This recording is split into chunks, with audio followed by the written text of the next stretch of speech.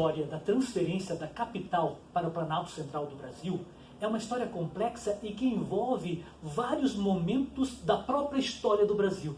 Por incrível que pareça, eu acho que é pouco comentado que a história da transferência da capital para o Planalto Central está ligada um pouco também à história do próprio Brasil. Então, se pegarmos no período colonial e no período imperial, já houve várias ideias de se trazer capital para cá, sempre motivado por questões de segurança, porque o litoral era muito frágil, o acesso à capital seria muito fácil de ser feito, então a capital, por estar fragilizada, por estar sendo no litoral, como foi Salvador primeiro e depois Rio de Janeiro, sempre havia o interesse de trazer a capital para o interior. Agora, do ponto de vista do Estado brasileiro, quando começou mesmo ao Estado se envolver diretamente no processo da transferência da capital para o Planalto Central. Isto só começa com a proclamação da República em 1889. Então, é a partir da proclamação da República e principalmente a partir da elaboração da primeira Constituição Republicana, promulgada em 1891, lá nós encontramos no artigo 3º dizendo delimite-se um quadrilátero de 14.400 km² para futuramente se estabelecer a futura capital do Brasil. Então, é a partir da República, então, que o Estado começa a interferir e começa a gerir um processo de transferência da capital para cá. Logo no início temos a Comissão Exploradora do Planalto Central, depois vem a Comissão de Estudos, eles elaboram o primeiro quadrilátero do futuro Distrito Federal, é escolhido um lugar para a construção da capital, que por sinal, coincidentemente, lá no final do século XIX, foi o mesmo lugar escolhido em meados do século XX, na década de 50, para construir onde hoje, de fato, Brasília está construída. Então, logo depois da proclamação da República, se começou um processo efetivo de estudo que culminou na década de 60 com a construção, com o início da construção e, em 21 de abril de 1960, a inauguração da capital do Brasil no Planalto Central.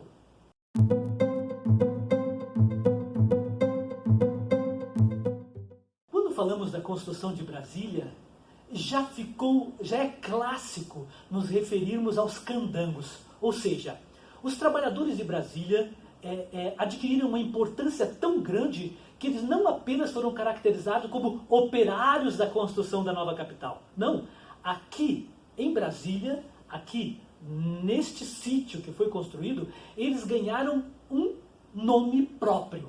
Não são operários que construíram a capital, são os candangos. Então, uma das primeiras coisas importantes a caracterizar é que aqueles que constroem Brasília não são apenas designados como operários ou trabalhadores.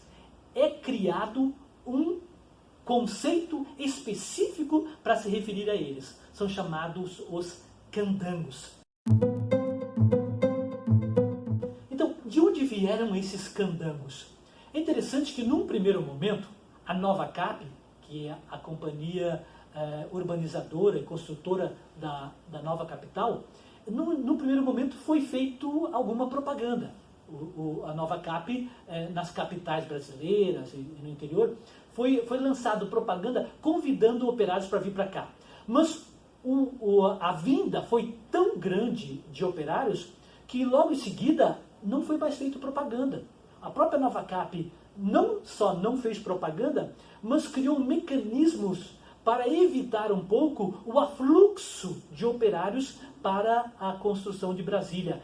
Tal era a quantidade de operários que vinham para cá. É interessante porque quando nós lemos as entrevistas aqui feitas no Arquivo Público do Distrito Federal, a maioria não se refere tanto a propagandas oficiais para virem para cá. A maioria falam do boca a boca. Foi um parente, foi um amigo, foi alguém que veio aqui, comentou alguma coisa e que fez com que esses operários viessem para cá. Então, se é verdade que houve uma propaganda oficial para trazerem operários para a construção, é mais verdade ainda que grande número daqueles que vieram porque foram aguçados por outros que já trabalhavam aqui e que, porque voltavam para casa ou voltavam para suas terras de origem, convidavam a vir para cá, dizendo que o salário era bom. As entrevistas falam muito disso, né? O salário era bom, as condições de emprego eram favoráveis para eles, então vinham para cá. Outra coisa importante a comentar em relação aos operários é que nas entrevistas nós percebemos que, excetuando um grupo de engenheiros, arquitetos, urbanistas que eram especializados na sua profissão, a grande maioria dos operários aprendiam a trabalhar aqui. E as empresas criavam pequenos núcleos de operários que sabiam, que acolhiam operários que não sabiam, e esses operários, aos poucos, criavam e davam a competência profissional para esses que chegavam. É uma coisa que sempre me surpreendeu nas entrevistas, porque eu sempre supus que todos que vieram já eram especializados. Não é verdade. Por mais que se queira glamourizar os operários construtores de Brasília, a grande verdade é que a modernidade que estava nascendo, a grande modernidade arquitetônica que estava nascendo e que era construída no Planalto Central, era feita por pessoas sertanejas, por pessoas simples. Então, se de um lado temos uma capital super moderna, que era devedora de todos aqueles princípios da arquitetura modernista, por outro lado, esta arquitetura modernista era construída por operários sertanejos, que vinham do interior brasileiro. Então, de um lado, a modernidade urbanística e de outro, a mão de obra de pessoas simples que vinham do interior. Com isso, eu não estou querendo excluir, e as entrevistas mostram isso, que nós temos aqui no arquivo, um grupo de operários, engenheiros, arquitetos, urbanistas, que eram especializados. Mas a grande maioria, aqueles que estavam no canteiro de obras mesmo, a maioria eram do interior brasileiro e grande parte deles que vieram para cá se tornaram competentes no próprio processo de construir a capital. E as empresas criavam pequenos grupos a partir de um ou outro profissional que já era competente, e esse profissional ajudava e preparava, dava a expertise para esses operários que chegavam, e assim aos poucos foi se criando um grande número de mão de obra especializada. Mas uma coisa que eu quero ressaltar, a modernidade brasileira construída com mão de obra do sertanejo do interior brasileiro. Esse encontro cultural entre a modernidade que chegava e a mão de obra do interior.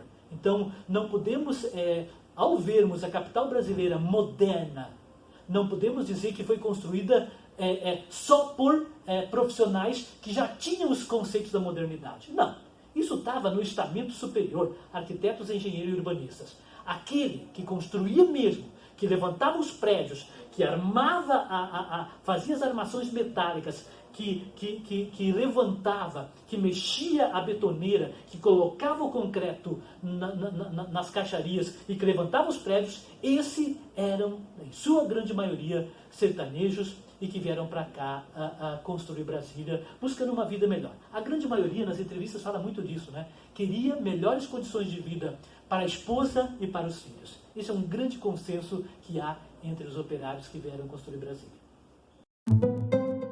Uma outra coisa importante que deve ser comentada, e poucos trabalhos acadêmicos falam disso. Nós falamos do operário, o candango, o trabalhador que construiu Brasília, mas tem um aspecto que estava presente nas entrevistas e que a minha leitura como historiador me permitiu tematizar. Interessante que a gente percebe que os operários, os candangos, eles não falam apenas do sentido de estarem construindo um prédio, estarem construindo mais uma arquitetura, não. Nas palavras deles, há uma ideia que estava por trás de estar construindo um novo país. É isso que eu queria dizer. Eles se sentem como missionados. Nas entrevistas, parece que eles não dizem assim, eu estou construindo o Palácio da Alvorada, estou construindo o Congresso, estou construindo o Palácio do Planalto. Não, não era simplesmente a construção de um prédio público. era a construção de uma nova nação. Havia um envolvimento emocional. Parecia como se os operários que chegavam, e eu não sei explicar porquê, deve-se estudar antropologicamente melhor isso, havia um engajamento emocional de tal forma que esses operários, apesar de quererem ganhar o dinheiro para sustentar sua família, sustentar os seus filhos, buscarem melhores condições de vida, mas não era isso. Isso era o que aparecia. Nas entrevistas se percebe também um envolvimento emocional de operários que, ao construírem os prédios, se sentem vocacionados a construir uma nova nação. E isso eu acho muito interessante. E não vejo isso muito comentado nos trabalhos acadêmicos que eu leio.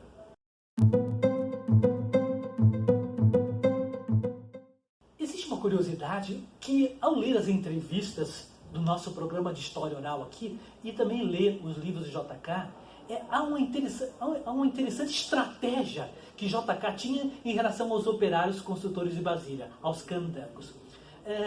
JK conta, outros também contam, e a gente percebe isso nas entrevistas, é que o JK, no final de semana, ele vinha todo final de semana para cá, chegava aqui sexta-noite, ficava sábado e voltava no domingo à noite. O JK, ao visitar os canteiros de obra, ele usava uma estratégia. Ele conta, o JK conta no seu livro Por que Construir Brasília, Minha Caminhada na Construção de Brasília, assim por diante, nessas obras quase biográficas dele, mas relacionadas à construção de Brasília, ele fala que ele ia nos canteiros de obra e ia falar com os operários. E falava assim, você está vendo aquela placa lá? Sim, aí o operário falava, sim, estou vendo, está vendo a data e tudo mais? Pois eu conto contigo para que vocês aqui possam me entregar aquela obra nessa data e assim por diante. Então, o que eu percebo é que JK tinha uma estratégia de envolver afetivamente o operário no processo de construção da capital. Eu não vejo isso muito falado assim. Eu não sei o quanto essa estratégia influenciou a percepção do operário em relação ao envolvimento que ele tinha no processo de construção de Brasília. Mas eu duvido muito que, ao receber o presidente da República no canteiro de obras, e o presidente entabular um diálogo com esse operário, convidando esse operário a se engajar dentro de um cronograma de construção da obra, eu duvido muito que esse operário ficasse imune a esta motivação dada por JK. Então eu acho interessante essa estratégia. O JK não via apenas operários que construíam prédio público.